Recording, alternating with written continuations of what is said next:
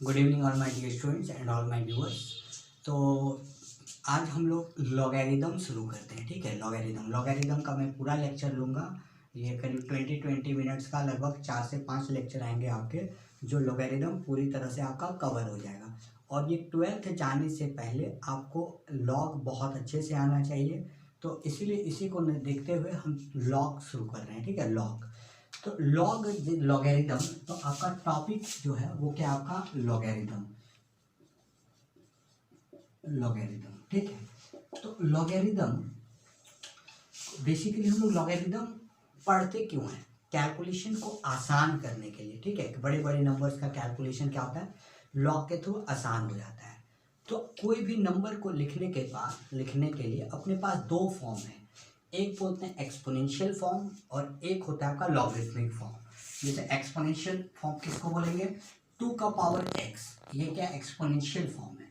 n equal to half का power x, ये भी क्या एक्सपोनेंशियल फॉर्म है। n इक्वल टू e का पावर x, e एक इरेशनल नंबर है जिसका अप्रॉक्सीमेट वैल्यू होता है 2.7182। ठीक है, n इक्वल टू e का power x, n equal to fraction 0.4 का पावर x, इन सब को हम क्या बोलते हैं, एक्सपोनेंशियल फॉर्म बोलते हैं। क्या बोलते हैं इसको, एक्सपोनेंशियल फॉर्म। इसको क्या बोलेंगे हम लोग, एक्सपोनेंशियल फॉर्म। अब लॉगरिथमिक, ये क्या हो गया आपका एक्सपोनेंशियल फॉर्म। और लॉगरिथमिक फॉर्म क्या होता है, n इक्वल टू जैसे कि log 4 टू द बेस 2, तो क्या लिखा हुआ है logarithmic form. n equal to log 4, यहाँ जिसको नंबर बोलते हैं इसको क्या बोलते हैं, बेस। क्या क्या पढ़ेंगे इसको, log half to the base 4, इसको क्या पढ़ना है, log half to the base 4, log 8 to the base 9। तो इसको हम लोग क्या बोलते हैं, लॉगरिथमिक फॉर्म बोलते हैं। क्या बोलते हैं, लॉगरिथमिक फॉर्म। तो अपने पास लॉगरिथमिक फॉर्म, अपने पास किसी नंबर को लिखने का दो अप्रोच है, एक तो उसका एक्सपोनेंशियल फॉर्म, दूसरा उसका लॉगरिथमिक फॉर्म।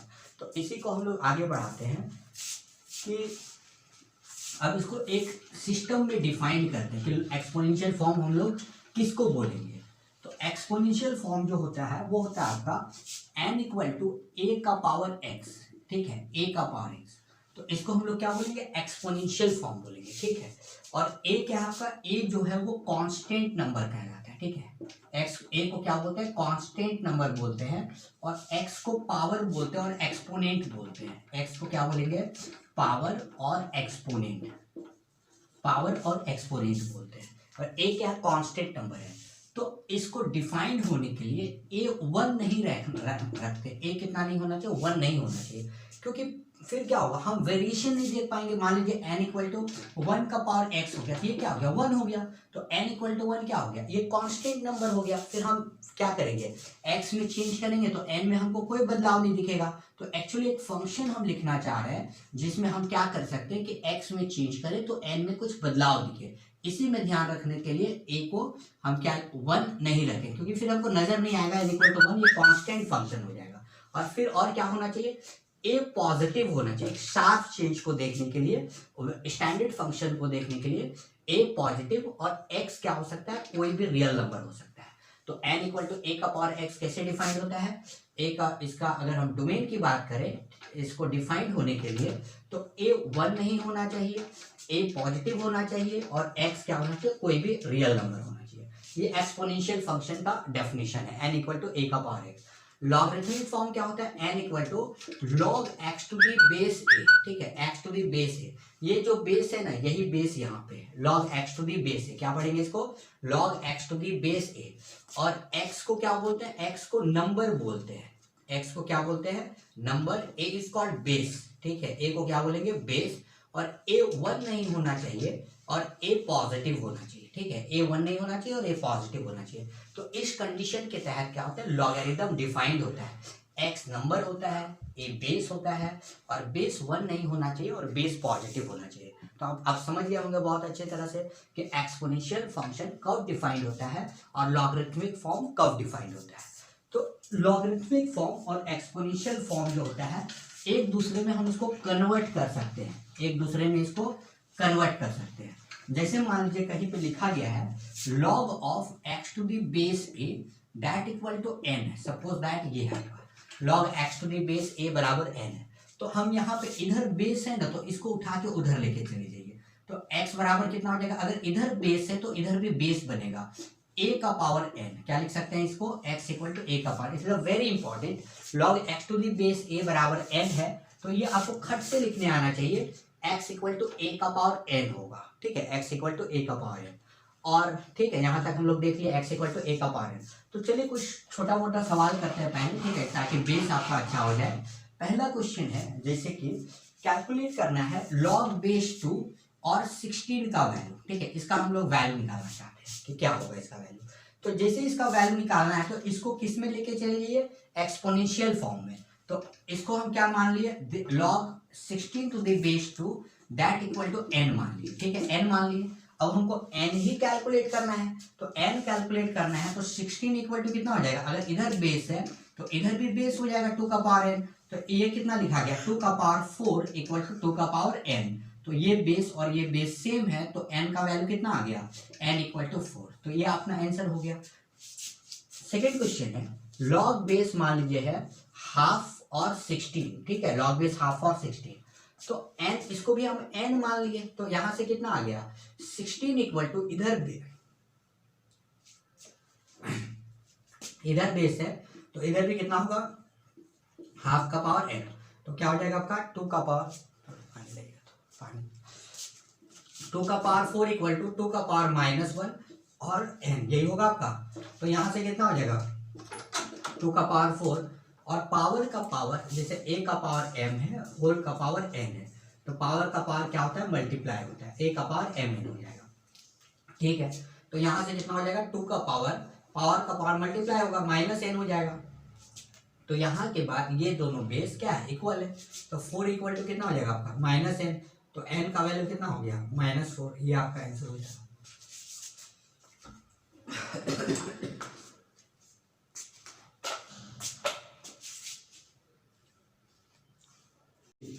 तो हम लोग क्या देखें कि एक्सपोनेंशियल फॉर्म और लॉगरिथमिक फॉर्म को हम क्या कर सकते हैं, एक्सपोनेंशियल फॉर्म में कन्वर्ट कर सकते हैं। तो चलिए और कुछ सवाल देखते हैं। जैसे क्वेश्चन है आपका लॉग है आपका 32 टू द बेस 16 है, ठीक है, एकदम बेसिक से स्टार्ट किए हैं। ये इसको n लिख सकते हैं, क्या लिख दिए इसको n लिख दिए। तो अगर इधर बेस है तो इसको उठा के इधर लेके चले जाइए, तो इधर बेस है तो इधर भी बेस होगा, तो 32 इक्वल टू कितना हो जाएगा 16 का पावर n, तो ये कितना हो जाएगा 2 का पावर 5। 2 का पावर 5 कितना होता है, 2 दूनी 4 दूनी 8 16 32 होता है। तो उसी तरह से कितना हो गया, इसको लिख दिए 2 का पावर 4 का पावर n। अगेन पावर का पावर क्या होगा मल्टीप्लाई होगा, तो 2 का पावर 5 इक्वल टू 2 का पावर 4n, तो दोनों बेस क्या है बराबर है, तो 4n इक्वल टू कितना आ गया 5 आ गया। तो n का वैल्यू कितना आ गया आपका n इक्वल टू 5/4, ये आ गया आपका वैल्यू। ठीक उसी तरह से अगला क्वेश्चन है लॉग बेस 2√3 और 1728, इसका वैल्यू आपको कैलकुलेट करना है।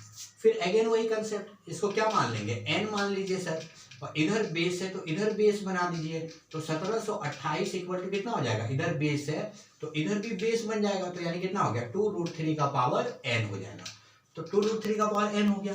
अब 1728 को आपको क्या करना है 2 और 3 में ब्रेक करना है, ठीक है, 1728 को।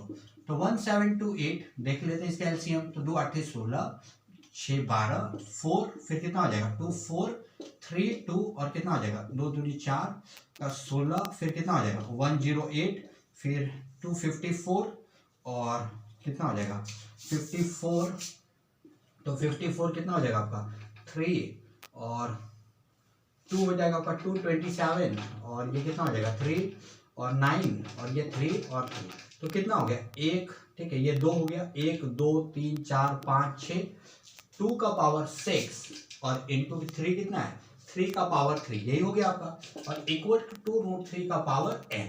तो देखिए यहाँ से यहाँ 2√3 है तो यहाँ भी 2√3 हमको क्रिएट करना पड़ेगा, तो इसको 2 का पावर 6 है और इसको हम लिख दे √3 का स्क्वायर और होल का पावर क्यूब, और दैट इक्वल टू 2√3 का पावर n, ये लिख दिया हम लोग। अब यहाँ के बाद दैट इक्वल टू क्या हो जाएगा आपका, दैट इक्वल टू 2 का पावर 6 इंटू √3 का पावर 6, दैट इक्वल टू 2√3 का पावर n, यही होगा आपका। तो यहाँ से कितना आ गया 2√3 का पावर 6 और दैट इक्वल टू 2√3 का पावर n, तो n का वैल्यू कितना हो गया n इक्वल टू आ गया आपका 6 के बराबर, ठीक है, n इक्वल टू क्या हो गया 6। तो इस तरह से हम लोग कैलकुलेट कर लेंगे। तो n का वैल्यू कितना हो गया 6। एक और सवाल उठाते हैं, जैसे मान लीजिए है log बेस 4/3 और 1.3 का बार। क्या है सवाल आपका? log बेस 4/3 और 1.3 का बार, यही है सवाल। तो 1.3 बार आप क्लास 9 10 में एकदम बेसिक से उठाए हैं सब्जेक्ट को। 1.3 बार का मतलब कितना हो गया? 1.33333 यही होता है। अब देखिए एक पीरियड के बाद रिपीटेशन है, तो इसको किससे मल्टीप्लाई करेंगे? 10 से मल्टीप्लाई करेंगे। एक पीरियड के बाद रिपीटेशन है, आप कन्वर्ट किए होंगे ऐसा रिपीटिंग डेसिमल को रैशनल नंबर में, तो 10 से गुना किए तो 10x बराबर कितना हो जाएगा? 13.333, यही होगा आपका। ये इन्फिनाइट तक चला गया। फिर x इक्वल टू 1.33 को हम लिख दिए दोबारा। अब इसको घटा दिए तो कितना हो जाएगा? 9x और 13 घटा 1 कितना होगा? 12।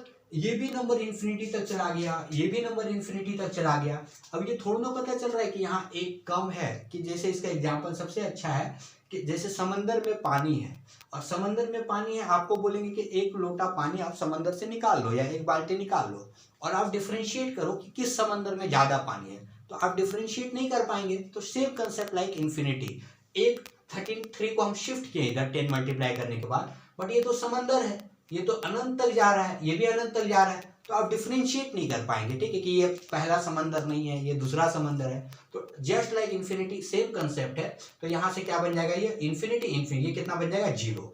तो 9x इक्वल टू 12, तो x इक्वल टू कितना हो गया आपका?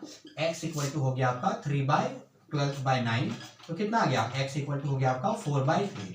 तो यहाँ से कितना आ गया आपका? log बेस 4/3 और यहाँ पे कितना आ गया? 4/3, यही आ गया 1.3 का बार। तो 1.3 का बार दैट इक्वल टू ये आ गया और n आ गया। तो ये बेस है, तो बेस को इधर धकेल दिए, तो यानी कितना हो गया? 4/3 इक्वल टू 4/3 का पावर n, यही हो जाएगा आपका। तो n का वैल्यू यहाँ से कितना आ गया? n का वैल्यू आ गया आपका n इक्वल टू 1 आ गया। तो आप देख पा रहे होंगे कि log का वैल्यू कभी नेगेटिव है, log का वैल्यू कभी पॉजिटिव है, log का कभी वैल्यू 1 है। तो log का वैल्यू जो है कुछ भी हो सकता है, कोई भी रियल नंबर हो सकता है, ठीक है। log का वैल्यू कोई भी रियल नंबर हो सकता है। आप देख ही पा रहे हैं अलग अलग वैल्यू आ रहा है, तो कोई भी रियल नंबर हो सकता है। तो यहाँ के बाद ठीक है ध्यान दीजिए, तो एक हम फॉर्मूला यहाँ पे लिख रहे हैं, ठीक है, थोड़ा बेसिक बनता जाए। नंबर और बेस, अगर नंबर और बेस दोनों सेम आ गया तो लॉगरिथम का वैल्यू कितना हो जाएगा? 1 हो जाएगा। अगर नंबर और बेस दोनों सेम आ गया तो वैल्यू कितना होगा? 1। जैसे log 2 टू दी बेस 2 कितना होगा इसका value? 1। log 4 to the base 4 कितना होगा इसका value? 1। log 6 to the base 6 इसका भी वैल्यू कितना होगा? 1 के बराबर। log half to the base half, तो इसका भी वैल्यू कितना होगा? ये भी 1 होगा। तो log अगर नंबर और बेस सेम होता है तो वैल्यू कितना होगा? 1 के बराबर। ये हम लोग देखें। ठीक उसी तरह से नेक्स्ट क्वेश्चन है आपका log बेस, ठीक है, log बेस मान लीजिए फिर 4/3 है और यहाँ 0.9 बार है, ठीक है, 0.9 बार है। तो कैलकुलेट करते हैं 0.9 बार का वैल्यू। तो x इक्वल टू कितना हो गया? 0.999999, यही होगा आपका। फिर एक पीरियड के बाद रिपीटेशन है तो कितना से गुना करेंगे? 10 से। तो 10x इक्वल टू कितना हो गया आपका? 9.9999, यही होगा आपका। और x इक्वल टू कितना है? 0.9999, यही होगा आपका। तो घटा दिए दोनों को सब्ट्रैक्ट कर दिए तो कितना आ जाएगा? 9x equal to 1। तो x का वैल्यू कितना हो गया? 1। x कितना हो गया? 1। तो 0.9 बार का वैल्यू कितना आ गया आपका? ये 0.9 बार था आपका। तो 0.9 बार का वैल्यू जो है वो 1 के बराबर आया। तो ये थोड़ा सा आपको लग सकता है कि ऐसे कैसे हुआ कि 0.9 बार 1 कैसे हो गया। एक्चुअली हम 0.9999 को कितना बार लिख दिए हैं? इन्फिनिटी बार लिख दिए हैं। तो वो number there will be no gap between the 1 and 0.999। कोई ऐसा गैप नहीं है कि आप कोई अदर नंबर उस जगह में फिल अप कर पाओ, इसीलिए 0.9 बार क्या हो गया? 1 के साथ कोइंसाइड कर गया। तो कितना हो गया? ये इसका वैल्यू 1 एग्जैक्ट 1 के बराबर। तो यहां से log बेस 4/3 और ये कितना हो गया आपका? दैट 1, इसको n बोल दिए तो 1 बराबर कितना हो गया? इधर बेस है तो 4/3 का पावर n हो गया। तो इसको क्या लिख सकते हैं? 1 को लिख सकते हैं किसी भी नंबर का पावर 0 कितना होता है आपका? ये होता है आपका, ये किसी भी नंबर का पावर 0 कितना होता है? 1 होता है। तो n का वैल्यू कितना आ गया? n equal to 0। तो यहां से हम लोग एक फॉर्मूला और लिखते हैं कि log किसी भी डिफाइंड बेस पे 1 कितना देगा? 0, ठीक है। log किसी भी डिफाइंड बेस पे 1 कितना देगा? 0। log, ठीक है, 1 टू दी बेस 4 कितना होगा? 0। log 1 टू दी बेस 1/4 कितना होगा? ये भी 0। log ठीक है। 1 टू द बेस 6 कितना होगा, ये भी 0। तो किसी भी डिफाइंड बेस का 1 कितना होगा, 0 के बराबर। ये हम लोग नेक्स्ट एक और फॉर्मूला लेके आगे और थोड़ा बढ़ाते हैं सब्जेक्ट को। तो ठीक उसी तरह से मान लीजिए एक और सवाल है, लॉग बेस, ठीक है, 2 माइनस रूट 3 और 2 प्लस रूट 3 है, ठीक है, ये सवाल है 2 प्लस रूट 3, इसका वैल्यू कैलकुलेट करना है। अगेन इसको क्या करेंगे, इसको सर n मान लो आप, तो n मान लिए तो इधर बेस है तो इसको उठा के उधर फेंकेंगे, तो 2 प्लस रूट 3 बराबर कितना हो जाएगा आपका, 2 माइनस रूट 3 का पावर n, यही होगा आपका। अब यहां से देखिए ये पिक्चर और ये पिक्चर क्या होना चाहिए, सेम होना चाहिए, लेकिन वो तो है नहीं। तो इसको हम क्या किए, 2 प्लस रूट 3 को हम रेशनलाइज कर दिए इंटू 2 माइनस रूट 3 और dividing by the 2 minus root 3, यही होगा आपका, और that equal to 2 minus root 3 का पावर n हो जाएगा, ठीक है, ये हो जाएगा। अब यहां से कितना हो गया, 2 दूनी 4 माइनस 3, तो कितना हो गया, 1 आ गया, और 2 माइनस रूट 3 और दैट इक्वल टू कितना आ गया आपका, 2 माइनस रूट 3 का पावर n आ गया। तो इसको क्या लिख सकते हैं, देखिए 1 बाय a है, तो इसको हम क्या लिख सकते हैं, a का पावर -1, ऐसा लिख सकते हैं, a का पावर -1, a का पावर माइनस m है, तो इसको क्या लिख सकते हैं, 1 बाय a का पावर m, तो 1 बाय a का पावर m को भी क्या लिख सकते हैं, a का पावर -m। तो यहाँ से क्या हो गया आपका, 2 माइनस रूट 3 का power -1 equal to 2 minus root 3 का पावर n हो गया, यही हो गया आपका। तो ये दोनों बेस सेम आ गया, तो कितना आ गया, n इक्वल टू -1, ठीक है, कितना आ गया आपका, n का वैल्यू -1, ठीक है। अब ध्यान दीजिएगा, अब यहां से आप एक और अप्रोच बना सकते हैं, देखिए तो इसका और इसका प्रोडक्ट कितना है, इसका और इसका प्रोडक्ट 1 है, तो इसका एक प्रोडक्ट 1 है, तो एक और फॉर्मूला हम लिखते हैं, log n और 1 बाय n, ठीक है, इसका और इसका प्रोडक्ट अगर 1 हुआ तो वैल्यू कितना होगा, -1, ठीक है, दिमाग में रखिएगा, थोड़ा जल्दी सॉल्व होता है सवाल। और log ठीक उसी तरह से यहाँ 1 बाय n है और यहाँ n है, तो कितना होगा, -1। तो ये 4 फॉर्मूला आपका बेसिक जो आपको प्रॉब्लम सॉल्विंग में मदद करेगा, छोटा छोटा चीज है लेकिन आना चाहिए आपको, ठीक है।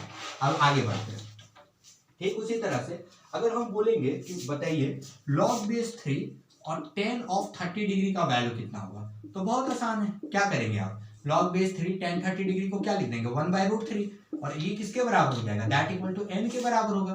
तो इधर बेस है तो इधर भी बेस बनेगा बेस, तो 1 बाय रूट 3 इक्वल टू 3 का पावर n हो जाएगा।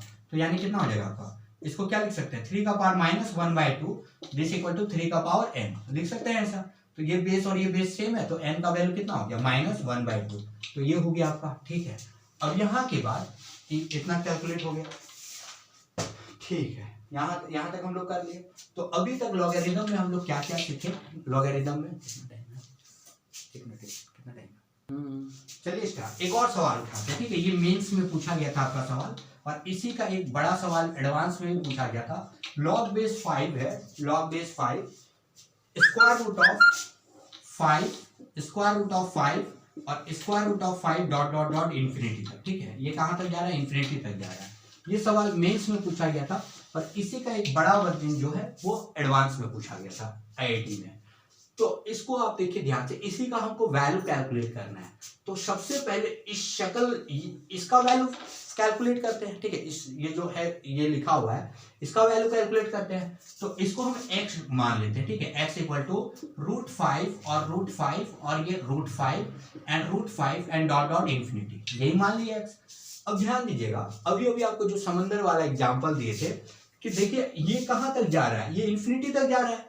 तो अगर हम 1/5 को कम कर दें, मान लीजिए 1/5 यहां से हम निकाल दें, तो आप डिफरेंशिएट कर पाएंगे क्या, ये भी इन्फिनिटी तक जा रहा है, ये भी इन्फिनिटी तक जा रहा है। तो वही बात हो गया कि समंदर से एक बाल्टी पानी निकालेंगे तो आपको दोनों समंदर में कोई अंतर नहीं नजर आएगा।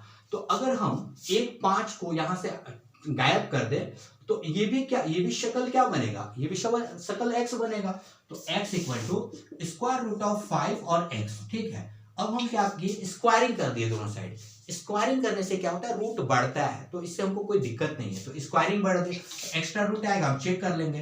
तो एक्स स्क्वायर इक्वल टू क्या हो गया, 5x।